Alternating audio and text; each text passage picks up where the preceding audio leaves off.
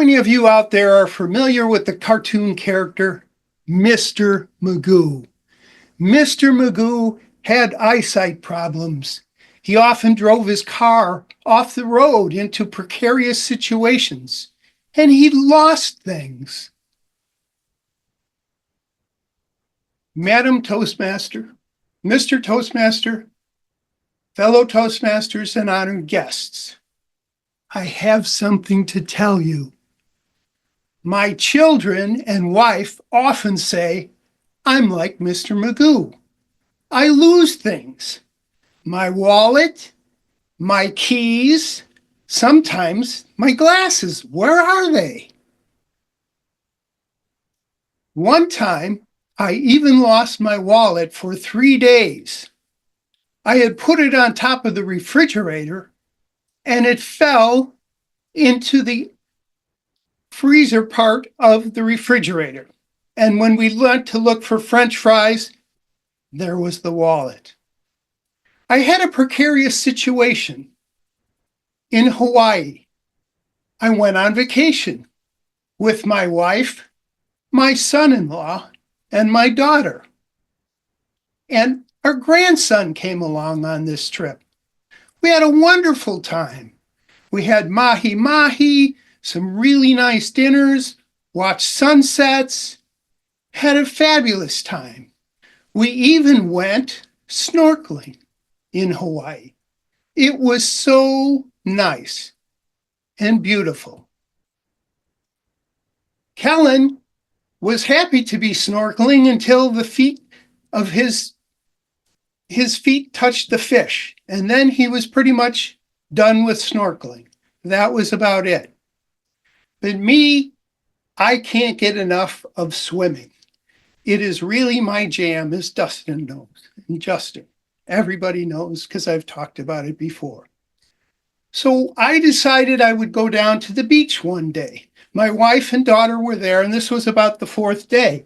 I had purchased a wetsuit from a place in Seattle for cold water swimming, which I've never done, but I wanted to try the wetsuit in Hawaii. I had my reef shirt on and this nice wetsuit. It was a hot day. It was sunny, beating down on that beach. The beach was crowded, and I was zipping up my wetsuit. It's kind of hard to do if you've ever done it. And lo and behold, the string broke. What was I going to do? I couldn't get it. I looked around the beach for my wife and my daughter. Anybody to help me? I walked along the beach with the sun beating down on me, but to no avail. Oh, I saw a woman on a blanket. No, that would be kind of awkward. Can you zip me up? I probably would get sand thrown in my eyes or some other malady, and it would make the situation even worse. I just didn't know what to do. I looked around, and I saw this guy who was sitting with his wife or his girlfriend on a beach chair. I thought, well, that's maybe a safer situation. I can pull something out of this. So I walked over to him and said, would you mind helping me get into this, zip me up?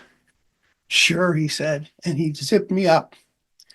Okay, so I was ready to hit the water. Finally, this thing is working out. I stepped into the sand. It was like forever to get to the water. And when I got to the water, I was hoping I was going to be able to see some turtles because other people had seen turtles. But when I got there, all I could do was see how shallow it was because the tide was out and everything was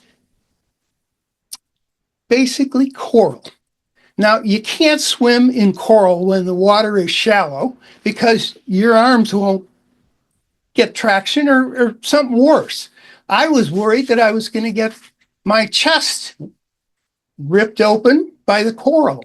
So I did the breaststroke instead of my favorite crawl stroke. I'm breaststroking along. I hope to see turtles. I didn't, but one of the other people who went with us managed to see a turtle. And what a relief that was.